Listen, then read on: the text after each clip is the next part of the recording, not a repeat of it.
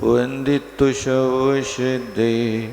दोमचल्मनोवं गयिं पत्ते वोचामि शमे पावोड मिडमोशुई केवली भगवं।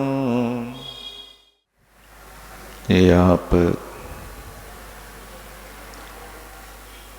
अपन ने देखा था कि आत्मा परद्रव्य के संयोग से रागादि भावों को प्राप्त होता है। विकारी आत्मा उसको जैसा निमित्त मिलता है उस रूप से परिणमन करता है। और निमित्त के लिए द्रव्य क्षेत्र काल भाव हुआ करता है। जैसा द्रव्य मिलता है वैसा परिणाम होने लगता है।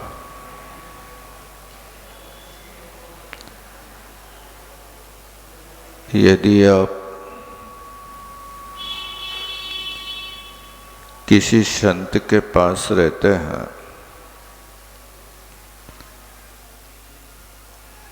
तो आपके परिणाम संत बनने के होने लगता है। पर संत ना बन सकें तो जीवन में संतोष तो अवश्य आने लगता है। किसी दुर्जन की संगति में रहते हैं तो व्यक्ति के भाव उस रूप होने लगता है।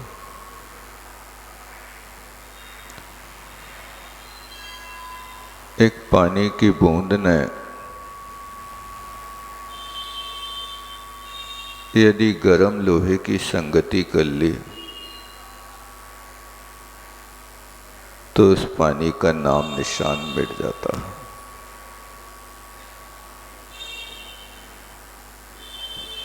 पानी का अस्तित्व समाप्त हो जाता है।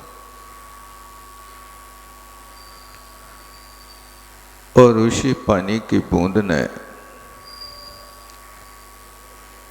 यदि कमल पत्र की संगति कर ली तो मुक्ता फल की कांति को प्राप्त हो जाता है। और उसी पानी की बूंद ने यदि स्वाति नक्षत्र में सीप की संगति कर ली तो मोती बन जाता है। इसका नाम होता है द्रव्य निमित्त। ये द्रव्य संबंधी निमित्त व्यक्ति को कैसा मिल रहा है, उस द्रव्य निमित्त के मिलने पर रागादि परिणाम या तो तीव्रता को प्राप्त हो जाते हैं और यदि कमल पत्र या उस सूक्ति की संगति मिल जाए तो मुक्ता फल की कांति को प्राप्त हो जाता है। इसलिए द्रव्य निमित्त को भी बुद्धिपूर्वक जुटाने की कोशिश करो। संगति करो तो उन लोगों की करो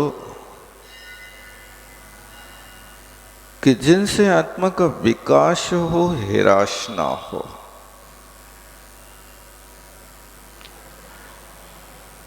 आचरण करो तो उन लोगों का आचरण करो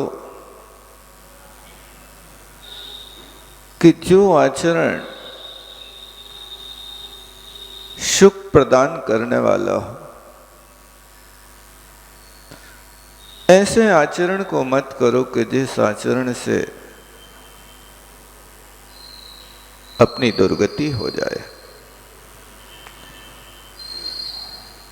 अच्छे बुरे का ज्ञान तो हर व्यक्ति को है। मनुष्य को तो छोड़ो, चींटी के पास न मन है, न कान है, न आंखें हैं, लेकिन चींटी की दौड़ शक्कर की ओर होती है। यदि कहीं पानी आता हुआ उसको एहसास हो जाए तो वो स्पीड में भागना प्रारंभ कर देती है, और पानी से गिर जाए तो उसी स्थान पर जमीन को पकड़कर खड़ी हो जाती है और उसके ऊपर से पानी निकल जाता है, और वो फिर थोड़ी देर में जब पानी निकल जाता तो फिर आगे बढ़ने लगती है।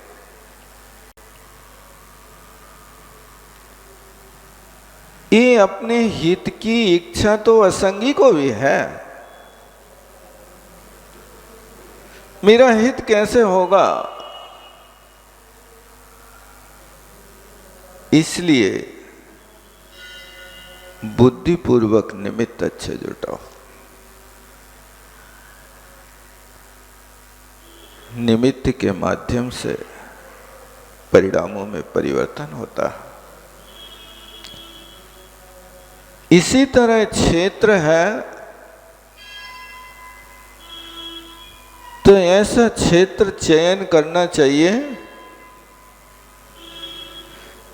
कि बैठक ऐसी बैठिए कोई कहे ना ओठ, और वाणी ऐसी बोलिए कोई कहे ना चुप।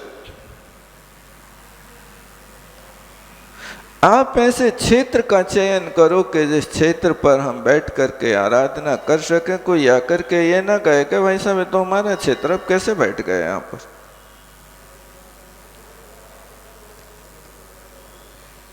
ये यदि अनुचित क्षेत्र होता है तो कसाई की वृद्धि का कारण हो सकता है।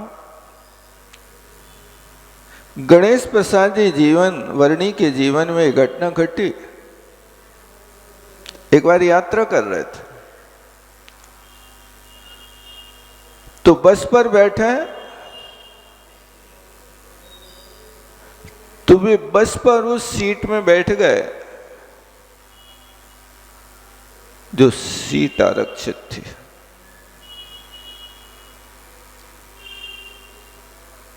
अब उस सीट पर बैठे थोड़ी देर यात्रा हुई, एक दो स्टेशन पार किया और कंडक्टर आकर कहता है बाबा जी सीट खाली करो, रेंजर साहब आने वाला है। अरे कैसी बात करते हो, मैंने भी तो पैसे दिए हैं, सीट तो यात्री के लिए है। बहुत सारा बात विवाद किया। अंत में कंडक्टर ने कहा कि आपको सीट खाली करना पड़ेगी, आपको जो भी करना कर लीजिए। ये यहां पर पहले से पहली सीट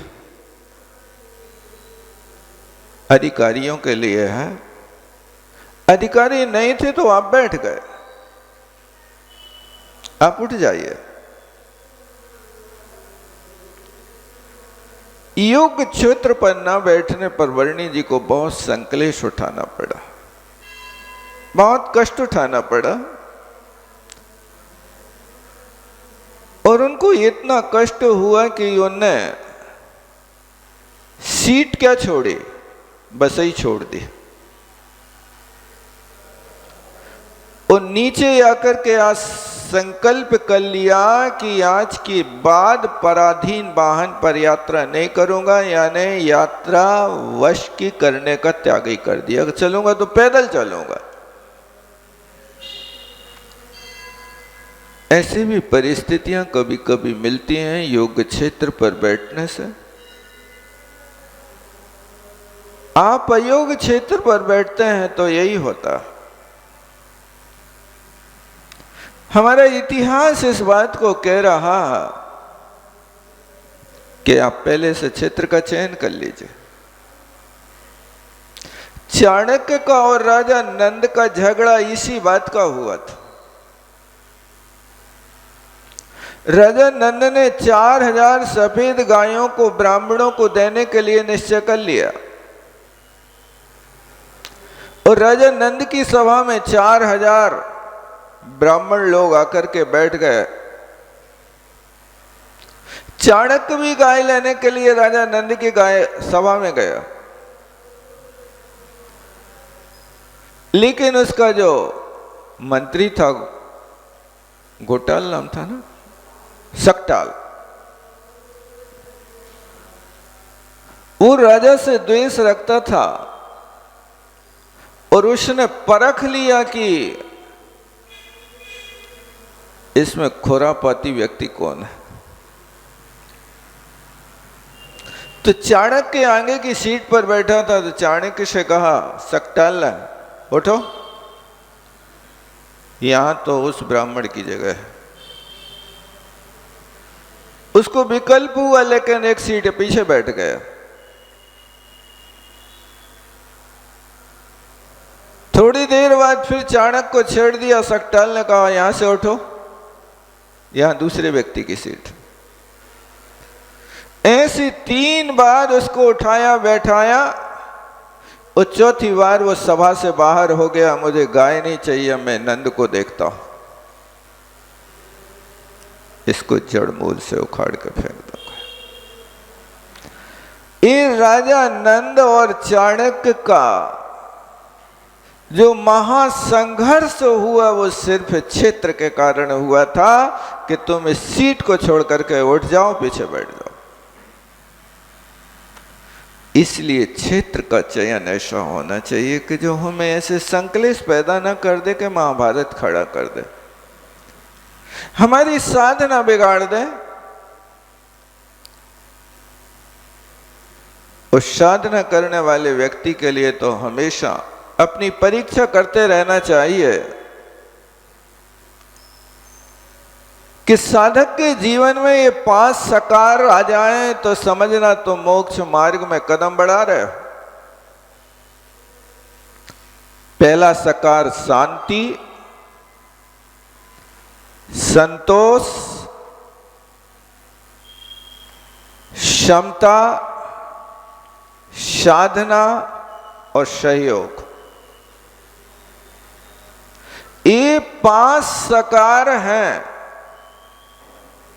आप परीक्षा अपने अंदर करके देखो कि इन सब कार्यों को करते हुए आपको शांति मिल रही कि नहीं मिल रही। चाहे गृहस्थी का काम करो, चाहे और ही कोई समाज का काम करो, इसका फल क्या हुआ? आप कोई भी सवाल करते हैं, सवाल हल होने के बाद हर व्यक्ति की दृष्टि लब्ध पर होती है। लब्ध क्या है? भले ही 0 आया हो, सवाल इस बात का नहीं है। हमारे लिए वो लब्ध यदि 0 भी आया है और सवाल सही मेथड से किया है तो तुम्हें नंबर मिलेगा। नहीं मिलेगा? नंबर मिलेगा क्या बात? सवाल 0 का थोड़ी है, सवाल तो सही करके लब्ध लाने की बात है। गुणनफल क्या आया? इसी तरह तुम कोई भी कार्य करो, लब्ध देखो क्या मिला, शांति के या शांति? लब्ध में यदि शांति आती है तो समझ लो आपका सवाल सही है। लब्ध में शांति आती है तो समझ लो आपकी क्रिया सही है। इसलिए परीक्षण करो कि जो भी कार्य किया शांति मिली, संतोष जीवन में कितना आया, उस व्यक्ति के जीवन में संतोष आ सकता है जो व्यक्ति अपने जीवन में अनित्य भावना और एकत्व भावना का प्रयोग जीवन में करता है, उसके पास संतोष आ सकता है। यदि आप इनसे दूर हैं तो कभी संतोष को प्राप्त नहीं हो सकता।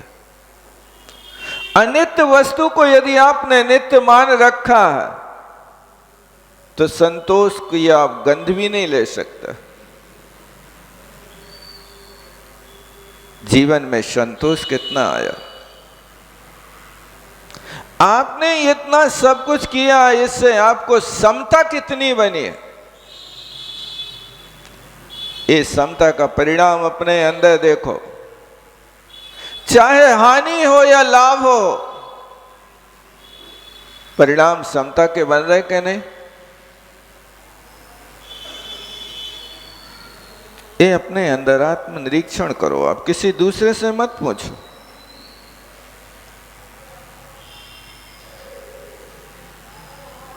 और फिर ये सब करते हुए मानव पर्याय का इतना समय निकल गया, आपने साधना क्या करी? साधना का अंश तुम्हारे जीवन में आया कि नहीं आया? बिना साधना से साध्य की सिद्धि नहीं हो सकती है। न्याय के ग्रंथों में भी कहा है, साधना साध्य विज्ञान अनुमानम। साधन से साध्य की सिद्धि होती है। आपके जीवन में यदि कोई साधना नहीं है, आप सिर्फ दौड़ लगा रहे हैं, दौड़ लगा रहे हैं। कहां जा रहे हैं? कहूं नहीं। क्या चाहिए? कछु नहीं। ये तो पगलापन का काम है। आपने दौड़ लगाई तो मंजिल का लक्ष्य बनाइए। दौड़ किस बात की है? यदि आपके सामने मंजिल का लक्ष्य नहीं है तो बस दौड़ते जा रहे, दौड़ते जा रहे। जन्म से मरण तक दौड़ता है आदमी, दौड़ते ही दौड़ते दम तोड़ता है। आंख गीली, ओठ ठंडे और दिल में आंधियां, एक संग तीन मौसम ओढ़ता है आदमी, दौड़ते ही दौड़ते दम तोड़ता है आदमी। तीन ऋतुएं तुम्हारे पास हमेशा चल रही हैं। आंख गीली है यानी वर्षा ऋतु तुम्हारे साथ चल रही है। ओठ ठंडे हैं यानी शीत ऋतु तुम्हारे साथ में है। और दिल में राग देश के तूफान उठ रहे हैं, इससे ग्रीष्म काल आपके साथ में। आंख गीली, ओठ ठंडे और दिल में आंधियां, ये तीन मौसम ऋतु में तो क्रम क्रम से आते हैं। ये तीन मौसम ऋतु में एक साथ नहीं आते हैं, लेकिन तुम्हारे जीवन में ये तीनों मौसम एक साथ चल रहे हैं। बताओ अब क्या करोगे? किसका आनंद लोगे आप? ठंडी का के गर्मी का, बारिश का? कुछ नहीं ले सकता। जन्म से मरण तक दौड़ता है आदमी, बस दौड़ है। और फिर आपके जीवन में सहयोग कितना हो रहा? इन पांच सकारों को आप अपने आप में झांक करके देखिए। ये पांच सकार संसार का विरेचन करके मोक्ष को दिलाने वाला है। जैसे आयुर्वेद में एक औषधि होती पंचसकार, उस पंचसकार को खाते ही विरेचन होता है। कैसी भी कब्जियत हो, पंचसकार को लेते ही विरेचन होगा। ये भी पांच सकार हैं, शांति, संतोष, समता, साधना सहयोग, इन 5 सकारों को अपने जीवन में उस पंच सकार की तरह आप सेवन करिए। आपके पापों का विरोधन होगा, असंयम का विरेचन होगा, मिथ्यात्व का विरेचन होगा, कसायों का विरेचन होगा। और यदि ये 5 सकार तुम्हारे जीवन में नहीं आ रहे, तो जिसके जीवन में अशांति है, असंतोष है, विराधना है, संक्लेश है, असहयोग है, समझना आप अभी दुखियों की कतार में खड़े हो।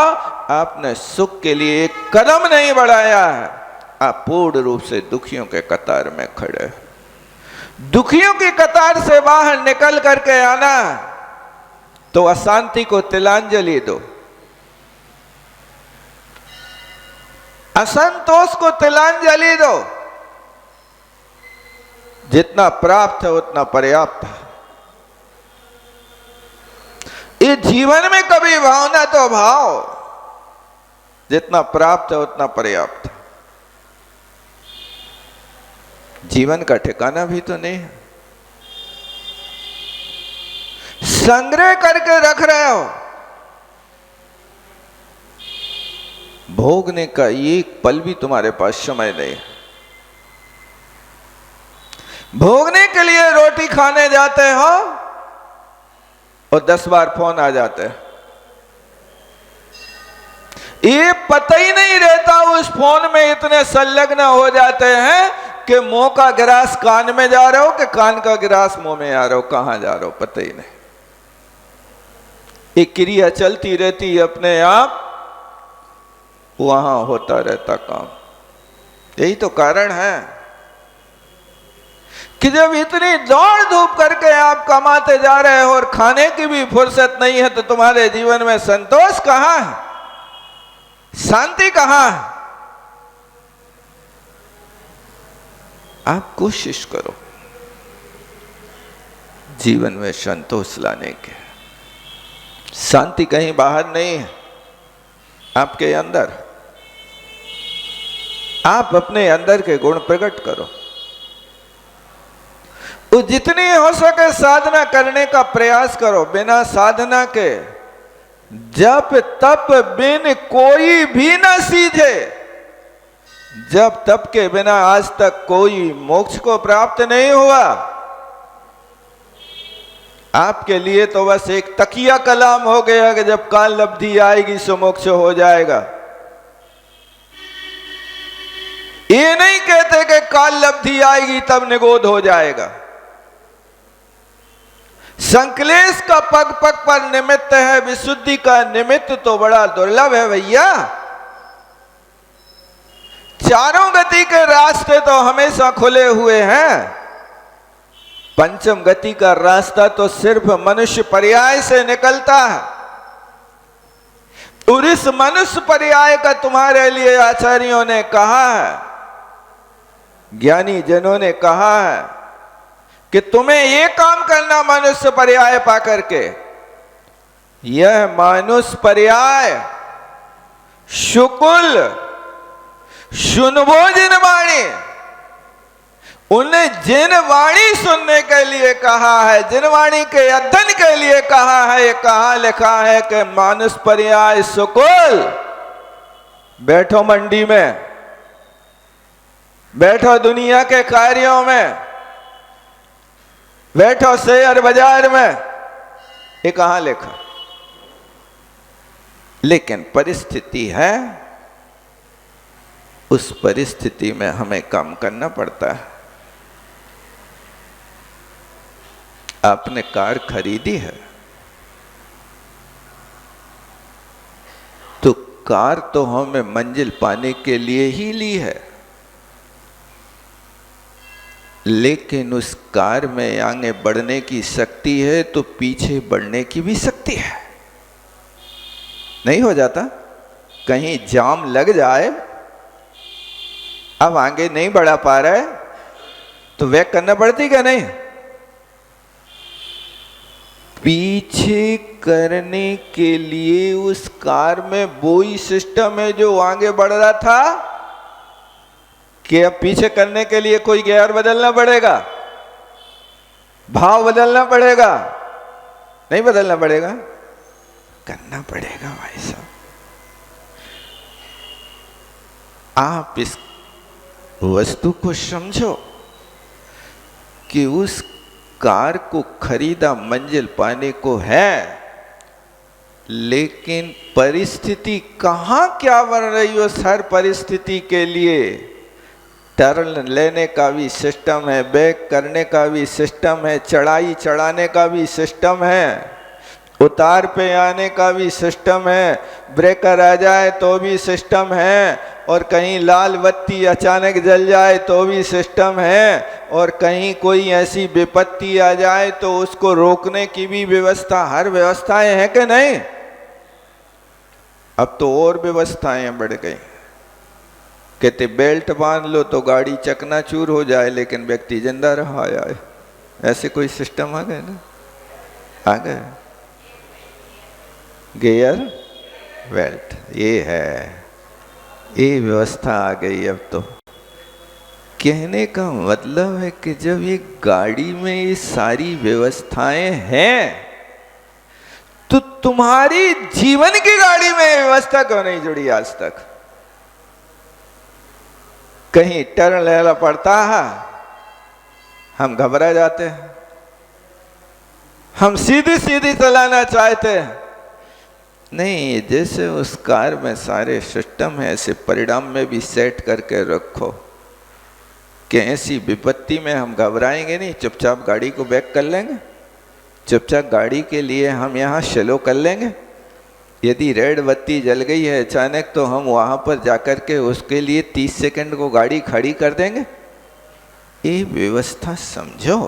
इसी तरह यहाँ पर भी आपके जीवन में शांति लब्ध कितना आया? शांति का शांति से भाग दो, कितना मिला?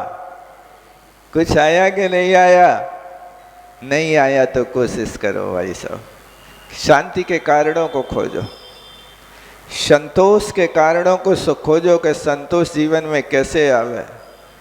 जब आवे संतोष धन सब दम धूल समान, तो पर द्रव्य सुलोष्टवत्, पर द्रव्य के प्रति जिसकी लोष्ट की तरह भावना है, पर स्त्री सुमातृवत्, पर स्त्री में माता की दृष्टि एनी टाइम लगती, जानता है या जानाती सा पंडिता, ऐसा जो जानता है उसको पंडित कहते हैं, हर किसी को पंडित नहीं कहते।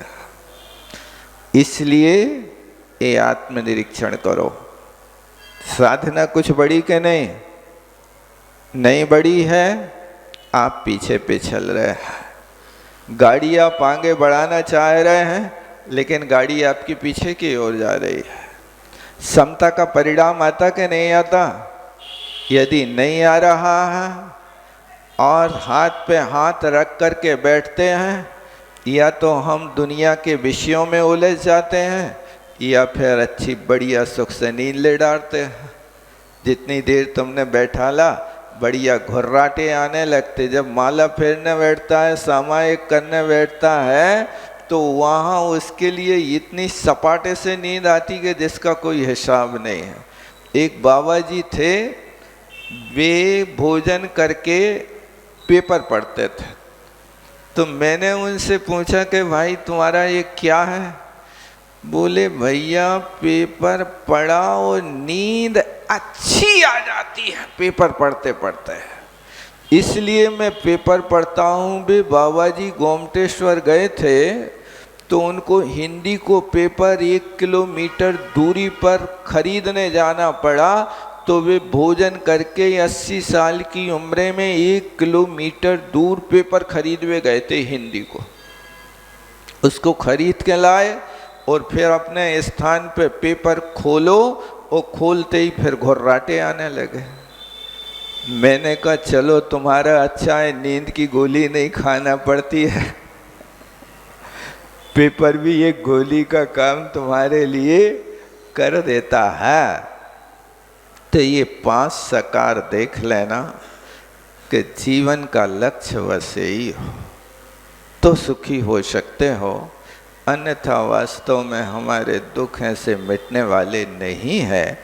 इसी बात को यहाँ आचार्य महाराज और भी कहते हैं। 175 नंबर का कलश है। न जातु रागानि निमित्त भावो,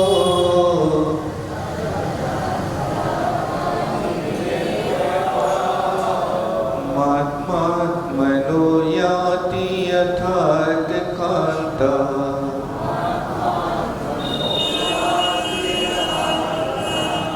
तस्मिन् निमित्तं परसंग एव,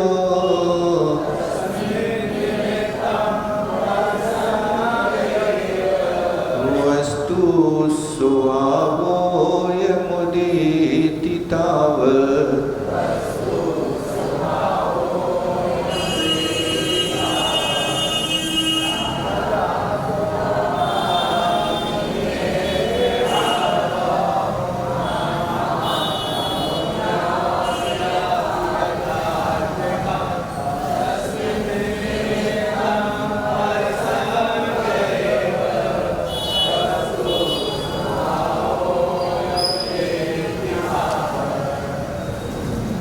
आत्मा, देखो तीसरे शरण में संधि विच्छेद करना। आत्मना, पहले आत्मा कर्ता पकड़ना। आत्मा, आत्मना माने अपने, रागादि निमित्त भावम न जातु याति, याति दूसरे चरण में है। आत्मा अपने रागादिक के निमित्त भाव को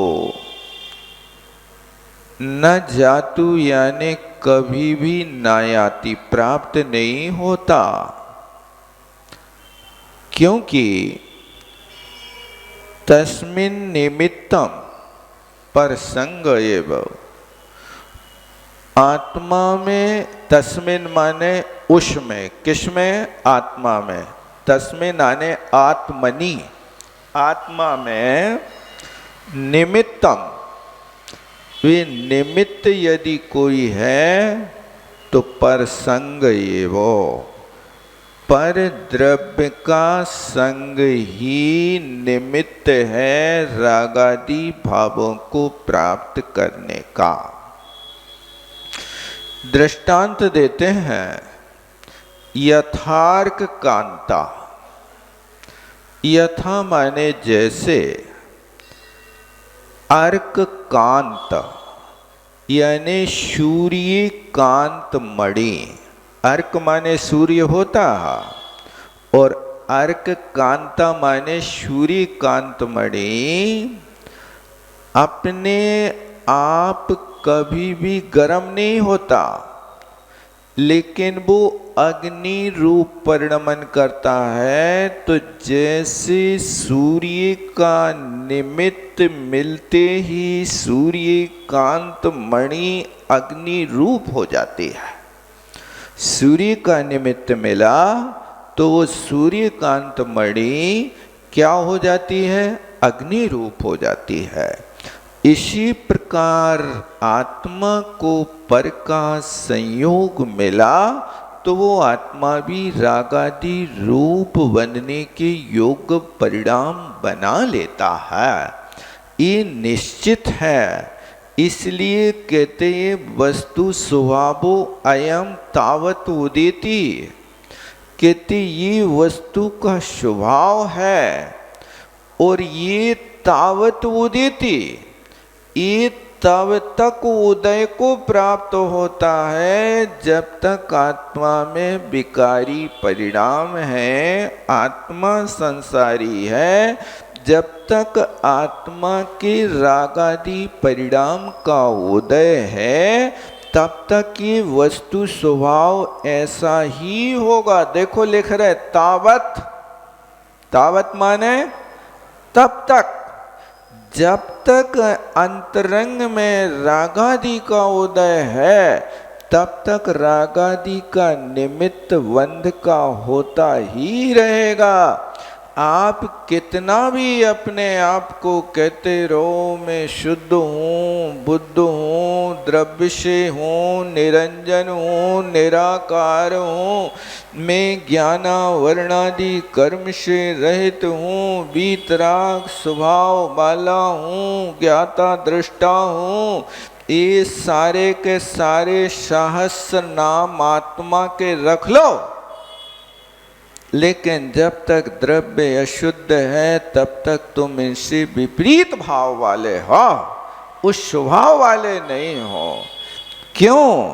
तावत लिखा है, तावे तक स्वभावोयम वस्तु, ये वस्तु का स्वभाव देखो, पकड़ो ये शब्द डाले आचार्य महाराज ने, जो वस्तु का स्वभाव है उसको तुम बदल नहीं सकते।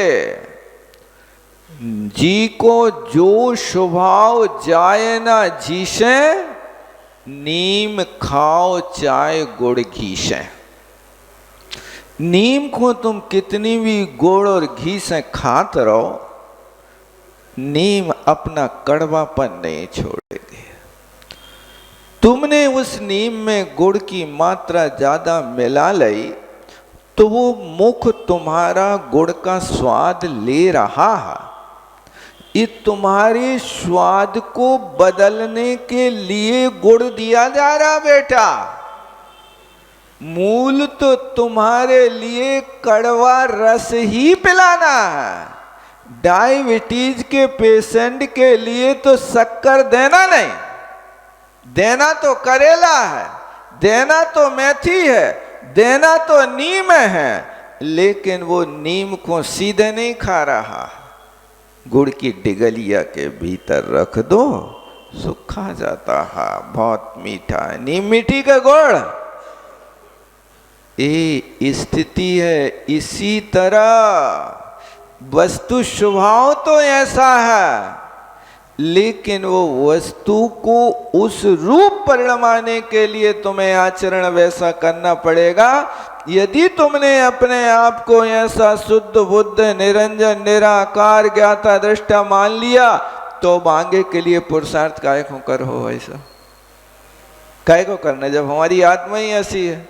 और जब काल लब्धि आएगी सो वो तो आत्मा ऐसी, जैसे सोने की डिबिया में से सोने को निकाल के अलग कर देते हैं और डिबिया हो अलग कर देते, इसी तरह ये शरीर जो है वो सोने की डिबिया है, आत्मा सोना है। जब अवसर आएगा काल लब्धि आएगी सो हमारी आत्मा निकल के सिद्ध सला में बैठ जाए, शरीर इतना ही पड़ो रहे।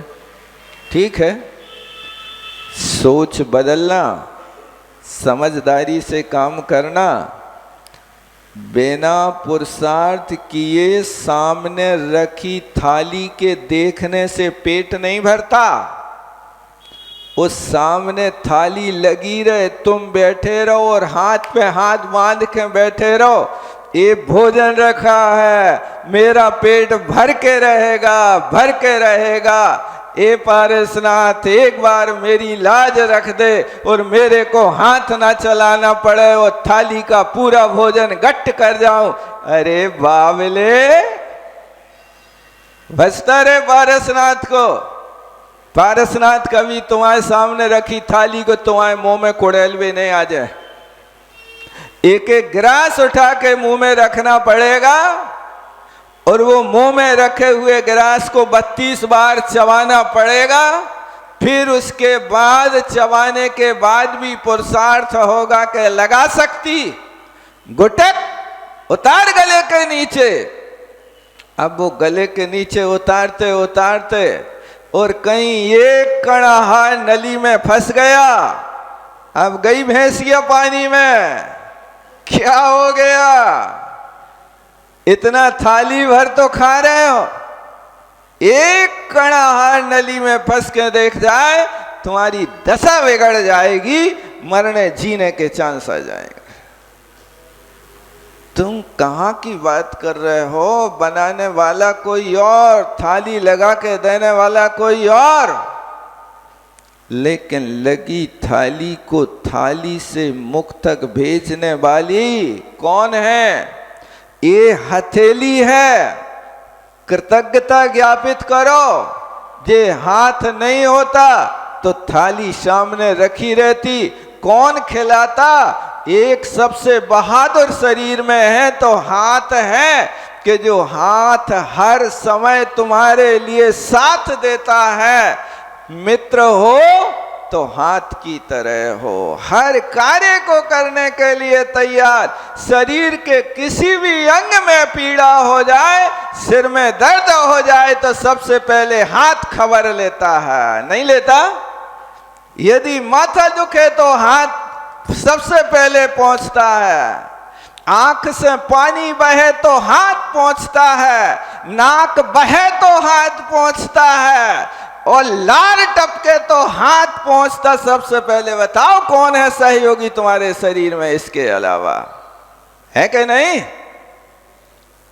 यदि तुम्हारे दांत में धनिया का छिलका चिपक जाए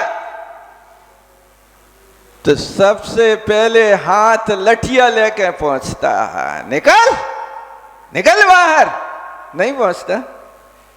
देखो आपने नाम बदल दिया, उसको टूथपिक कहने लगे। वो कहते रहो ये हाथ की छड़ी है, वो हाथ की छड़ी पहुंचती है, और जब वो नहीं निकलता तुम्हारे पुरुषार्थ से, तब जाकर के वो उसको वहां बार बार ठोकर मारता। हट हट हट, नहीं होता। ये हाथ की कृपा है। उसको कृतज्ञता के प्रति आप कभी समर्पित रहते हैं कि नहीं? होना चाहिए। ये बहुत बड़ा उपकार है। हर कार्य में हाथ आगे आता है। यदि कोई दुश्मन तुम्हारे सामने आ जाए तो हाथ हथियार बन जाता है, और यदि कोई तुम्हारे सामने मित्र आ जाए तो हाथ फूलमाल बन जाता है। स्वागत है, स्वागत है। क्या है? यदि यही हाथ देख लो, अब कोई को धमकाना है तो हाथ फरसा बन जाता है, और कोई को अभय दान देना है तो हाथ अभय के लिए खड़े। आशीर्वाद बेटा, मत घबराओ। यदि दीनता आती है तो हाथ आगे आकर के खड़ा हो जाता, हाथ फैला देता है। भाई दे दो, कोई भर दो झोली, डाल दो हाथ पे 2 रुपया। ये हाथ वहां फैल जाता है, भिखारी बन जाता है। और यदि किसी को अपना बनाना है तो ये दोनों जुड़ करके सामने खड़े हो जाते हैं। क्षमा क्षमा सभी सो के मन की सल्ले आने, हमारे लिए क्षमा कर देना भाई साहब। हाथ दोनों जुड़ जाते हैं। ये देखो तो आपके 8 अंगों में सबसे ज्यादा अहम भूमिका है तो किसकी है? इन हाथों की है। इसलिए इनको भी कभी कभी धन्यवाद दिया करो। वाह भाई साहब, आप यदि थाली का भोजन मुख तक नहीं लाते तो पेट कैसे भरता? इसलिए हे हाथ, तुम दोनों को लिए बहुत बहुत धन्यवाद। हे हाथ, यदि तुम आगे नहीं आते तो गंदगी कौन साफ करता?